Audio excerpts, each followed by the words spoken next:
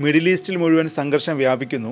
ഇസ്രായേലിൻ്റെയും ലെബനൻ്റെയും അതിർത്തിയിൽ വീണ്ടും യുദ്ധഭീഷണി ഉയരുന്നു. ഇസ്രായേൽ നടത്തിയ വ്യോമാക്രമണങ്ങളിൽ ലെബനനിൽ 7 പേർ കൊല്ലപ്പെട്ടു, 48 പേർക്ക് പരിക്കേറ്റു. തെക്കൻ ലെബനനിലെ 2 നഗരങ്ങളിലാണ് പ്രധാന ആക്രമണങ്ങൾ നടന്നത്. ലെബനനിൽ നിന്നുള്ള റോക്കറ്റ് ആക്രമണത്തിന് പ്രതികാരമായി ഇസ്രായേൽ ശക്തമായ വ്യോമാക്രമണങ്ങൾ നടത്തുകയും അതിർത്തിയോട് ചേർന്ന പ്രദേശങ്ങളിൽ ഷെല്ലാക്രമണം നടത്തുകയും ചെയ്തു. ഈ ആക്രമണങ്ങൾക്കെതിരെ ഇസ്രായേലിന് കടുത്ത മുന്നറിയിപ്പുകൾ നൽകി എത്തിയിരിക്കുകയാണ് ലെബനൻ പ്രധാനമന്ത്രി നവാഫ് സലാം. ഈ ആക്രമണങ്ങൾ രാജ്യത്തെ ഒരു പുതിയ യുദ്ധത്തിലേക്ക് തള്ളിവിടുമെന്നാണ് ഇസ്രായേലിന് അദ്ദേഹം മുന്നറിയിപ്പ് നൽകുന്നത്.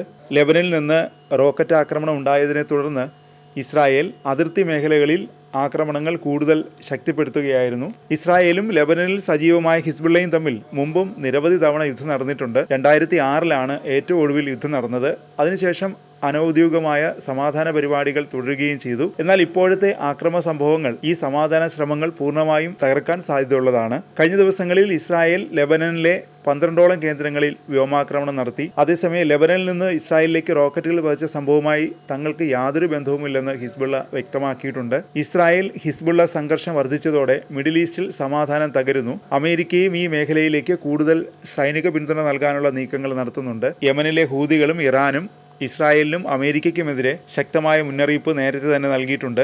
അതേസമയം ഗസയിലും ഇസ്രായേൽ ആക്രമണം തുടരുകയാണ്.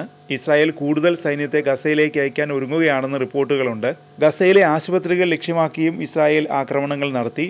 ഖാൻ യൂനിസിലെ നാസർ ആശുപത്രിയിൽ നടന്ന ആക്രമണത്തിൽ ഹമാസ് നേതാവും ഒരു 16 വയസ്സുകാരനുമാണ് കൊല്ലപ്പെട്ടത്. ഇതുവരെ 590-ലധികം പലസ്തീനികളാണ് വെടിനിർത്തൽ കരാർ ലംഘിക്കപ്പെട്ടതിന് ശേഷമുള്ള ഇസ്രായേൽ ആക്രമണങ്ങളിൽ കൊല്ലപ്പെട്ടത്.